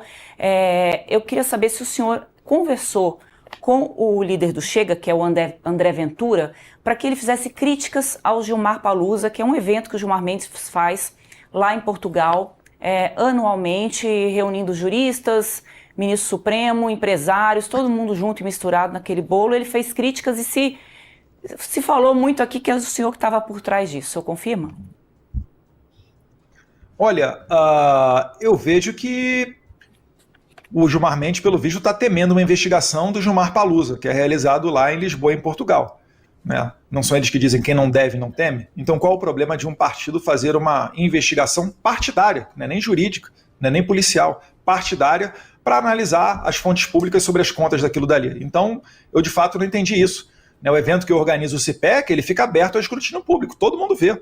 Né, as contas, né, o que foi utilizado, né, eventualmente quando é utilizado alguma coisa de partido e etc. Agora, o Gilmar Mendes está muito mal assessorado, porque ele, numa entrevista, ele disse que eu estaria por trás dessa iniciativa do Chega, porque eu compartilhei um tweet do líder do Chega, André Ventura, após ele anunciar aquela investigação. Eu falo, meu Deus do céu, a rede social é para isso. Vocês jornalistas, por vezes, e olha que eu só compartilhei, eu não fiz, nem escrevi minha opinião, eu dei o famoso RT no X. Mas isso já foi suficiente para o Gilmar Mendes achar que eu estava envolvido nessa iniciativa. Que não estava, mas depois passei a me interessar. Tá? Então eu estou em contato hoje com pessoas do Chega para ver a quantas anda isso daí. Então o Gilmar Mendes está entorpecido com essa ideia de milícia digital, de gabinete do ódio, porque jornalistas, às vezes até no perfil de vocês tem lá, RT não é endosso. Porque você retuita e compartilha aquela notícia para que mais pessoas vejam e cada um forme a sua convicção. Até para dizer se de repente aquilo dali é algo errado, é algo falso. Você pode falar um pouquinho mais sobre essas conversas que o senhor está tendo com o André? O senhor pode falar um pouquinho mais dessas conversas que o senhor disse que aí o senhor está conversando mais com o líder do Chega lá em Portugal. Eles têm, né, uma bancada grande ali no Congresso. Quais são essas conversas? Isso passa também por tentar trazer Portugal para se somar aos Estados Unidos ou outros países da Europa, para se somar aos Estados Unidos nessas retaliações ao Brasil? Sim, porque é um movimento natural, né? É um movimento natural de países democráticos. Eu citei anteriormente aqui o ministro do STF da Venezuela, né, o Michael Moreno, que dava decisões favoráveis ao Hugo Chávez perseguindo seus opositores políticos, que é a mesma coisa que acontece com o Alexandre de Moraes.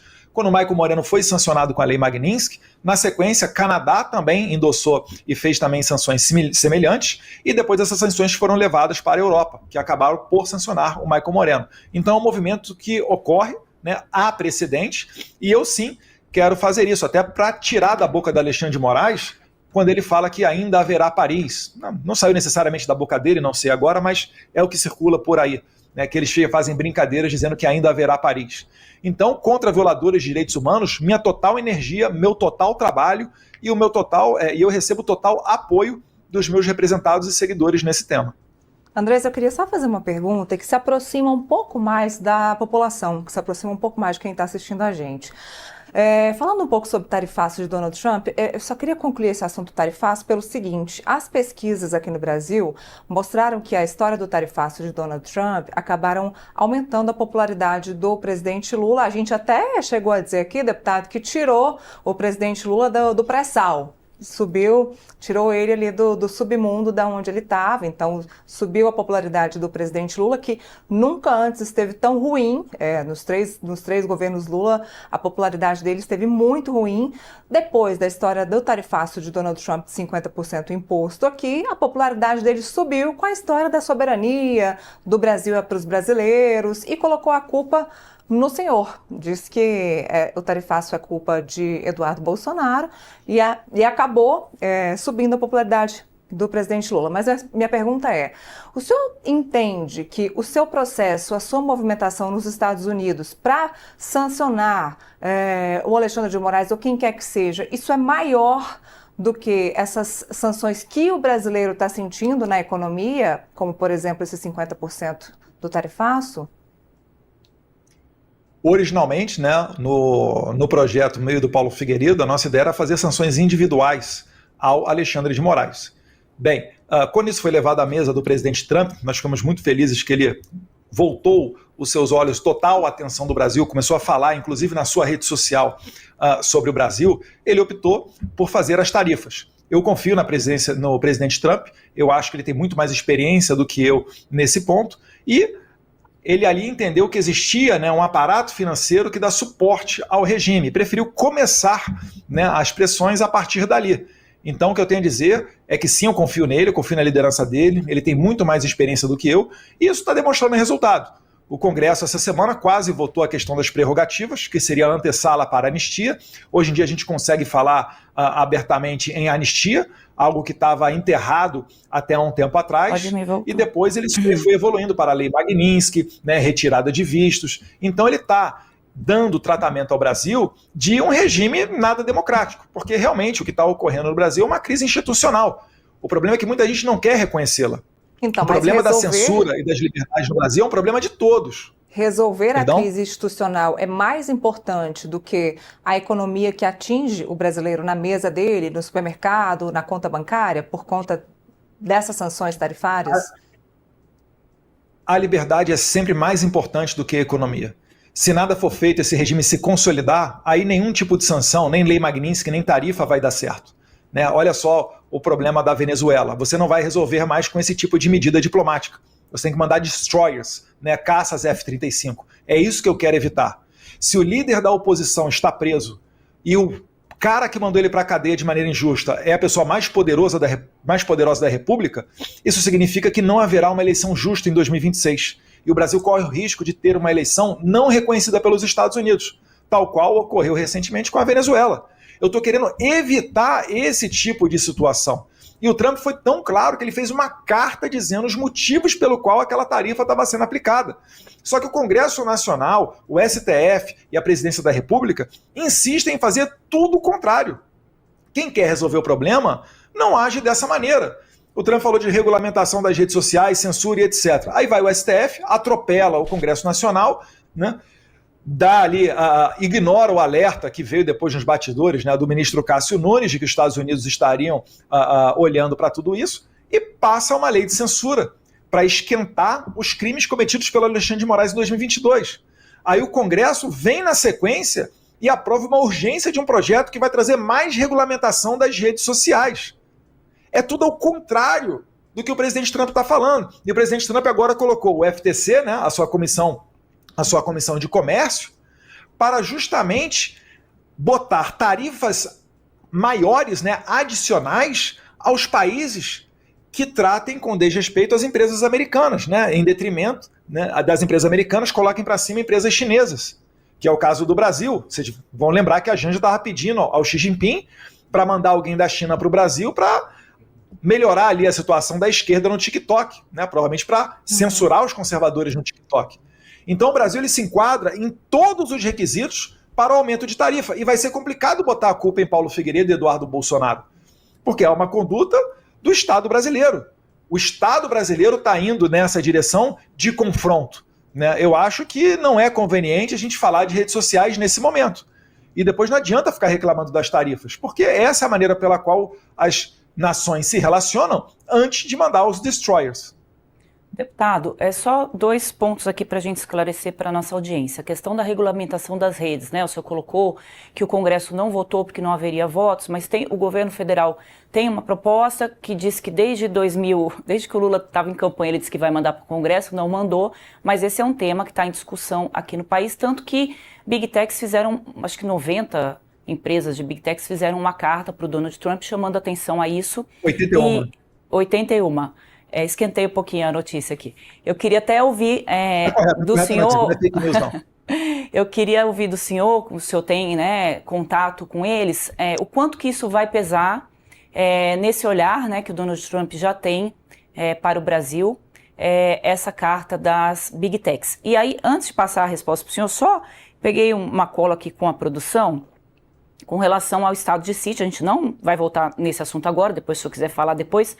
Quais são os motivos, né, para essa lei ser aplicada? Então, comoção grave de repercussão nacional, quando a ordem pública ou a paz social são gravemente ameaçadas, declaração de guerra ou resposta à agressão armada estrangeira em caso de conflito bélico ou invasão do país, ou insegurança institucional ou ameaça à estabilidade do Estado. O senhor dá check nos 3 pontos aqui para essa...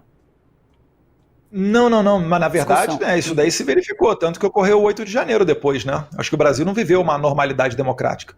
O complicado é porque a gente fez uma eleição onde o Alexandre de Moraes, com o apoio do Benedito Gonçalves e outras autoridades brasileiras, censurava as pessoas com ordens secretas. Às vezes tinha gente de direita, né, que pegava o celular, tava uma tela preta ali dizendo, né, você violou as políticas do Twitter. Você nem sabia quais políticas você havia violado para tomar aquele bloqueio. Então você não tinha nem como se defender, exercer o sagrado direito à legítima defesa, consagrado no artigo 5º como cláusula pétrea. Naquele momento a gente ficava bravo com o Twitter. Só que depois a gente descobriu, né, depois que o Musk disponibilizou a troca de e-mail com o TSE e o Jim Jordan nos Estados Unidos fez o trabalho que o Congresso brasileiro infelizmente não fez, né, de apuração disso, ele explanou que nessas trocas de e-mail o Moraes dava ordem secreta e falava para o Twitter, bloqueia fulano e ciclano, mas não diga que a ordem veio de mim. Então, isso daí é que gerou esse caldo para a gente ir para essa eleição. Quando o Congresso quis aprovar a PEC 315 da deputada Bia Kicis para trazer o voto impresso, que fora anteriormente aprovada em lei, mas o STF sempre derruba, então ela fez uma PEC, aí vai o Barroso, ministro-presidente do TSE, conversa com 11 presidentes do partidários no Congresso para mudar voto. Ora, o juiz que julga deputado e senador entrou lá no Congresso para interferir no processo eleitoral. Isso é que é uma grande violação, isso é que é um ataque à democracia. Depois o Barroso publicamente diz que pediu ajuda ao State Department para ajudar na eleição brasileira. Você vai fazer uma eleição dessa? Você não pode esperar que seja um clima normal. Então, a interpretação é de cada um, mas eu vi ali perfeitamente, né, um caldeirão institucional, eu via riscos outros, e a depender da posição do presidente, ele poderia ou não adotar essa medida, que está mais uma vez garantida na Constituição. Pedir só para o senhor resumir um pouquinho mais as suas falas, para a gente ter tempo de passar por todas as perguntas que nós fizemos e que também está chegando muito da audiência. A gente vai compartilhar aqui com o senhor. Vamos continuar aqui. Por ser um programa coletivo. Eu queria saber quem foi que escreveu aquela proposta de exílio para o seu pai para a Argentina. Eu não sei, eu fiquei sabendo pela imprensa isso daí. Eu não sei. Na verdade, eu vi na imprensa que teve um rascunho de pedido para se refugiar na Argentina, não é isso? Exatamente. Isso. Eu não tenho novidade disso, nem de bastidor, nem de nada. O presidente do seu partido... A informação que eu tenho é a mesma de vocês. O presidente do seu partido, Valdemar Costa Neto, diz que sabe quem foi, mas que não poderia falar. Vocês estão protegendo alguém nesse caso? Valdemar falou que sabe quem foi? Sim. Tá, eu pedi para a produção visto, recuperar a frase do Valdemar, para a gente colocar aqui para o deputado acompanhar. Deputado, eu queria... Mas, amigo, vamos lá, tudo bem. Vamos partir desse princípio daí. E qual é o crime no pedido de refúgio? Refúgio é para quem está sofrendo perseguição política, para quem está, por vezes, em estado de guerra e etc. Né? É o cara que foge da Venezuela porque ele é opositor do Maduro, é a mulher que está sendo perseguida no Irã que consegue sair do Irã. E aí ela vai para outro país e pede refúgio. Isso aí é a interpretação de cada país, aceitá-lo ou não. Isso foi discutido na família para que o Bolsonaro pedisse o refúgio para não ser sentenciado aqui no país? Não me recordo, Andresa. Mas, mais uma vez, né, vamos transformar em crime o Instituto do Refúgio e violar todas as leis internacionais que falam disso? Porque depende de cada país, é uma avaliação de cada país que recebe o pedido de refúgio. Né? Eu compreendo, e o Jair Bolsonaro nem recebeu, porque a Argentina, publicamente, né, de maneira oficial, o governo argentino disse que jamais recebeu um pedido nesse sentido. Eu compreendo que o senhor disse que é cada país e que ele tem o direito de pedir. É só para entender se essa conversa houve entre os senhores, se cogitou isso em algum momento de se pedir asilo para a Argentina, ou para os Estados Unidos, ou para qualquer outro país. O senhor está dizendo que não se recorda de que essa conversa ocorreu. É isso? Mas eu acho que poderia até ser justo, né? Eu, por exemplo, eu apoio que aqueles brasileiros que estão no processo de Rio de Janeiro, que eles possam ir para outro país, por exemplo, a Argentina, né, como a imprensa noticiou que existem centenas lá, e eu encontrei, inclusive, né, com 2 deles presos. Inclusive, eu não entendo o motivo pelo qual o governo argentino ainda não tomou uma decisão sobre isso, porque o processo deles fica debaixo do Ministério do Interior, dentro do CONARE, uma comissão que analisa esses pedidos de refúgio, e até agora não foi dado refúgio permanente para eles. Isso contradiz um pouquinho da própria iniciativa do presidente Milei e da então chanceler Diana Mondino, quando ofereceram refúgio aos funcionários do X, porque havia até a possibilidade de eles serem presos naquele momento que o Alexandre de Moraes estava expulsando o X do Brasil. Então, eu acho que é justo. Se eu não apoiar o refúgio, eu vou estar dizendo então que essas pessoas têm que merecer a injustiça e ficar presas 17 anos de cadeia porque escreveram de batom numa estátua perdeu o mané. Eu não consigo ser desse time, não. Deputado, a gente separou aqui um vídeo que eu queria apresentar para o senhor comentar com a gente. Vamos soltar, produção? Se eu tivesse devendo qualquer coisa, não estaria aqui. Fui para os Estados Unidos, graças a Deus, que se tivesse aqui de Rio de Janeiro, estaria preso até hoje. Ou morto. Que é o sonho que eu sei que é de alguns aí. Que eu preso vou dar trabalho. Mas não vai acontecer não. Você não fica tranquilo com uma questão como essa, ninguém quer perder a liberdade, né? Principalmente quem não cometeu crime nenhum. O que me dá força também são as pessoas que estão presas. Né? É a Débora, que está na prisão domiciliar agora, entre mais de uma centena de pessoas por aí. Tá? Então todo mundo vivia de harmonia aqui em Brasília, nós acabamos com a harmonia. Em consequência, 40 anos de cadeia no Bolsonaro, no golpe da Disney, porque eu estava nos Estados Unidos, e ponto final. Agora, alguns falam que devia sair do Brasil. Não vou sair do Brasil. Me prendam, pô. Está previsto 40 anos de cadeia. Me prendam. Eu estou com 70 já, quase morri na última cirurgia. Vou morrer, não vai demorar. Mas fica sendo um marco que dá para resistir, sem fazer loucura. Deputado, a gente sabe que o senhor não pode se comunicar, né, com o Jair Bolsonaro, mas, claro, o senhor tem outros parentes aí com quem o senhor pode conversar. Qual que é o estado de ânimo de hoje do Bolsonaro? É esse Bolsonaro que está tranquilo com a prisão ou esse Bolsonaro que está amedrontado com a prisão? Olha, eu nem sei se eu posso falar se eu falo com alguém que tem acesso ao Jair Bolsonaro. Né? Depois de eu postar uma foto do meu pai de tornozeleira, isso foi incluído no inquérito e adicionado mais um crime de 8 anos de cadeia para mim, eu tenho minhas dúvidas se eu posso falar aqui, eu falo com fulano e fulano não fala com Jair Bolsonaro. Até onde eu sei, né, ele está bem, né, de saúde ao menos. É claro, né, tem aquela tosse ali que incomoda, é o esofagite, passou ali, os médicos disseram 2 pneumonias, mas ele é uma pessoa que segue essa mesma pessoa. Eu lamento que a gente esteja vendo, diante dos olhos de todo mundo, uma pessoa ser censurada antes, né, do seu julgamento. Isso não ocorreu com Temer, isso não ocorreu com Lula, isso não ocorreu com absolutamente ninguém no Brasil. Quando a gente fala isso para um americano aqui, ele fica sem entender, você tem que explicar 2, 3 vezes para a pessoa se dar conta de que nível que está de deterioração da democracia e das instituições no Brasil. E deputado, tem uma discussão falar com ele.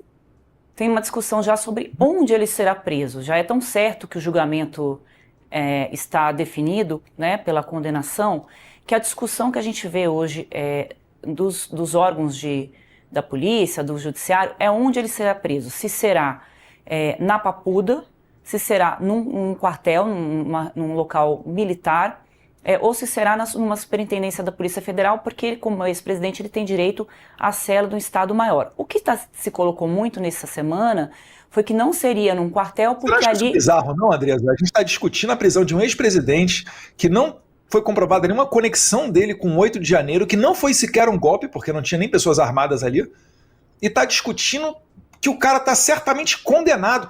Isso por si só já é um ato totalmente bizarro.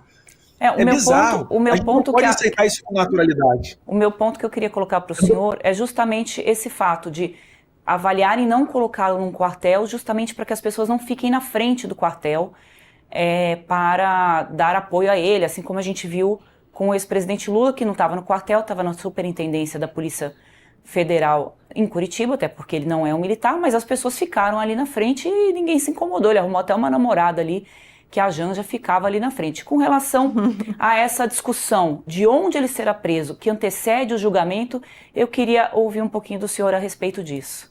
Estão precipitando demais os fatos? E por que esse temor de que as pessoas fiquem na frente ali do quartel?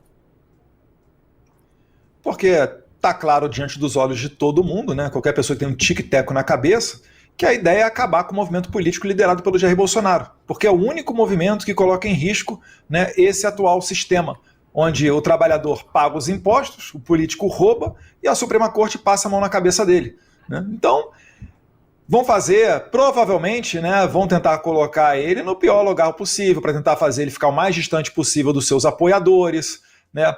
Isso daí não cabe a mim decidir, né, não está diante do meu guarda-chuva, mas, mais uma vez, né, se for realmente condenado, é bizarro, porque qual é a conexão de Jair Bolsonaro com 8 de janeiro? Qual é o parâmetro, o nexo causal? Não tem. Você imagina só, você vai dar um golpe de Estado. Aí primeiro, antes de mais nada, você vai nomear os chefes militares que o seu opositor, futuro presidente a ser empossado, está dizendo para você nomear. Aí você vai lá e nomeia. Aí você fala o seguinte, pessoal, olha só, vamos todo mundo, sem armas, tomar o poder de Brasília. Mas antes disso, vamos em janeiro, que é feriado. Ou melhor, férias, vamos em domingo, que não tem ninguém em Brasília para dar esse golpe. Onde ninguém sabe quem será, né, o futuro ditador. E no momento que vocês fizerem isso, eu não serei mais presidente, mas vai a campo, façam isso. E quando vocês estiverem lá começando a fazer um quebra-quebra, eu ainda vou na rede social e falar para vocês que eu não estou dando apoio àquele ato. Eu estou aqui ironizando, mas é para fazer assim, que é uma loucura uma pessoa queira dar um golpe, faça isso. Faria justamente o oposto. E outra coisa, 1.500 pessoas desarmadas tomar o controle do Brasil, um país de 200 milhões de habitantes, por favor, não falem isso para um venezuelano, para um cubano, que ele vai rir na cara da pessoa que porventura disser isso.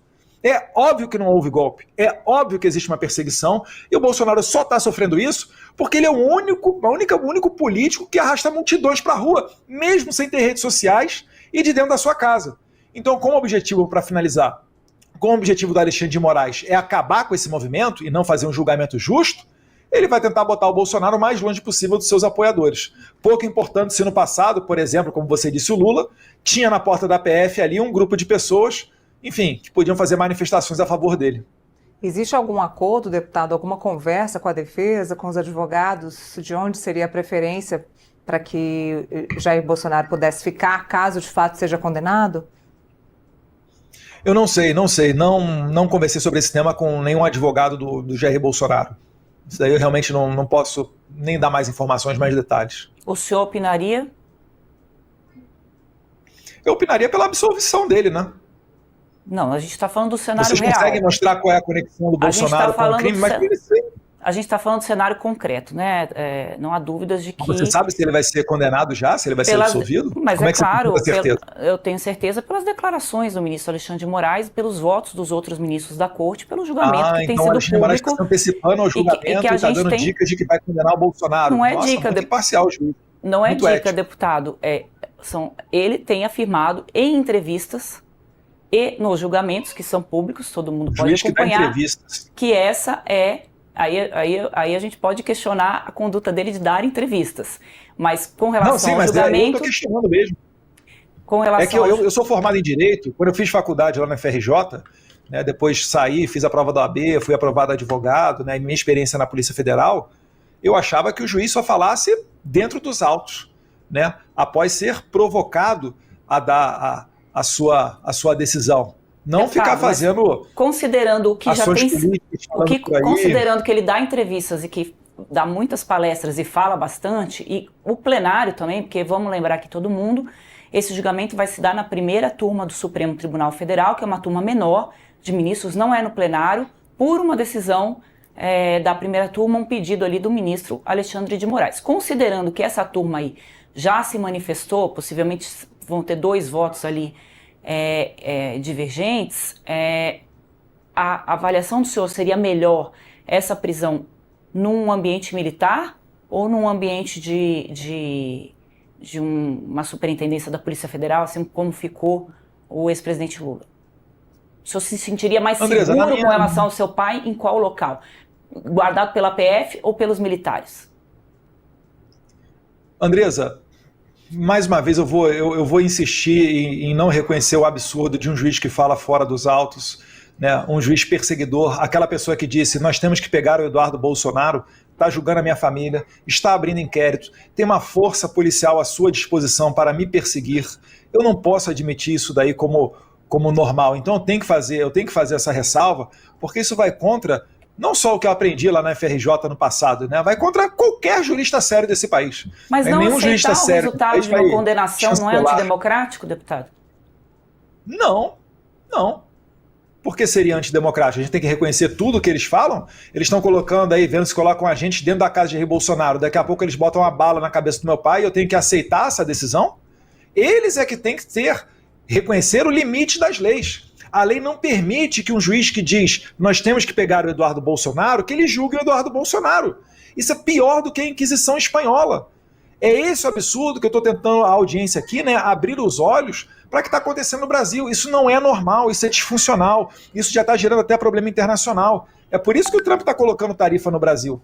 Não é necessariamente por conta de questão comercial, né? Então, essa pessoa, o Bolsonaro, ele assinou um pedido de impeachment contra o ministro Alexandre de Moraes. Agora o Moraes vai julgar o Bolsonaro? Por que toda a distribuição cai só no Alexandre de Moraes? Lindbergh Farias pede para caçar o meu passaporte, para prender. Quem é o relator? Moraes. A bem paralela do Carlos Bolsonaro. Quem é o relator? Moraes. Vai ter negócio de cartão de vacina, não sei o quê. Quem vai tomar conta do processo? Moraes. É sério mesmo que não tem outro juiz para julgar a gente? Isso é um absurdo. Agora onde o papai vai ser preso, tanto faz, né? Eu não estou muito preocupado, não. Bom, deputado, saiu a capa da revista The Economist, que mostra, inclusive isso mostra a força também do ex-presidente Jair Bolsonaro. A gente está vendo aí a capa da revista The Economist com o presidente Jair Bolsonaro na capa, com um chapéu de viking, né, e com verde e amarelo aí no rosto, e diz What Brazil can teach America, ou seja, o que o Brasil pode ensinar a América e o caminho, a trilha de Jair Bolsonaro. Qual é a sua opinião aí sobre essa capa? Eu só tenho a agradecer a The Economist, né? Transformou nosso trabalho aqui mais fácil. Porque essa figura do Jair Bolsonaro, ela remete àquela figura lá que invadiu o Capitólio no dia 6 de janeiro de 2021 aqui nos Estados Unidos, né? E aqui nos Estados Unidos tentaram vincular o Donald Trump a esse caso, não conseguiram levar ele à cadeia e ele se tornou presidente dos Estados Unidos. O problema é que o Alexandre de Moraes abertamente diz que aprendeu com os americanos e não vai permitir chegar a um momento em que o Bolsonaro possa se candidatar. É por isso que ele corre e atropela todos os prazos processuais, inclusive não abrindo prazo para a intimação das testemunhas de defesa, inclusive não, por exemplo, citando e usando da carta rogatória para ouvir o Paulo Figueiredo, que é um dos acusados, pelo menos a imprensa fala, né, um dos núcleos aí desse processo. Porque se fosse usada a carta rogatória, o mecanismo normal de uma democracia, esse processo atravessaria, seria julgamento depois de 2026. Então isso mostra que Alexandre de Moraes está acelerando para tentar condenar o Bolsonaro absolutamente nada. Assim como o povo absolveu o Donald Trump dessas acusações, eu tenho certeza que se fosse numa eleição de 2026, o povo absolveria Bolsonaro elegendo o presidente da República. Então, meu muito obrigado aí a The Economist por ter nos poupado, né, de ter que explicar a situação. Eu acho que essa foto é temática nesse sentido. Eu queria agradecer também ao senhor. Falamos num momento muito emblemático. Já! Tomamos aí quase 2 horas do seu tempo, mas se pudesse a gente ficaria aqui horas conversando. É só porque temos, de fato, tempo aqui no Metrópolis. Mas foi um momento muito emblemático. Há 4 dias aí ao Federal, aproveitamos a capa da The Economist, também falamos sobre o julgamento do ex-presidente Jair Bolsonaro, que o senhor e o Paulo Figueiredo vão assistir direto lá de Washington. Isso é uma informação extremamente relevante. Então eu só Quem tenho sabe até na Casa Branca. Quem sabe, é isso que a gente quer saber. Por favor, me conte, hein? Me conte assim que souber essas informações. Só tenho a agradecer. Obrigada pelo tempo, obrigada pelas informações aqui ao Metrópolis e conte conosco. Obrigado, Neila Guimarães, obrigado, Andresa Matais. Né? Acho que a gente conseguiu aqui colocar o debate num bom nível. É normal, às vezes, ficar um pouco mais acalorado. Mas, mais uma vez, eu rogo a Deus para iluminar a cabeça das autoridades brasileiras e que a gente não caminhe cada vez mais no sentido de mergulhar nessa censura, né, nessa rivalidade com os Estados Unidos e que o Brasil volte, né, a ser um país livre e democrático, iniciando com a aprovação da lei da anistia e abrindo caminho para que a gente tenha eleições limpas e justas com ampla participação da oposição ano que vem, permitindo à população a oportunidade para escolher os seus representantes, que não são burocratas que estão nos tribunais do Brasil, com todo respeito aos juízes que são aprovados em dificílimos concursos públicos. Um abraço a todos vocês, fiquem com Deus. Obrigada, deputado. Obrigada, deputado. Tchau, tchau.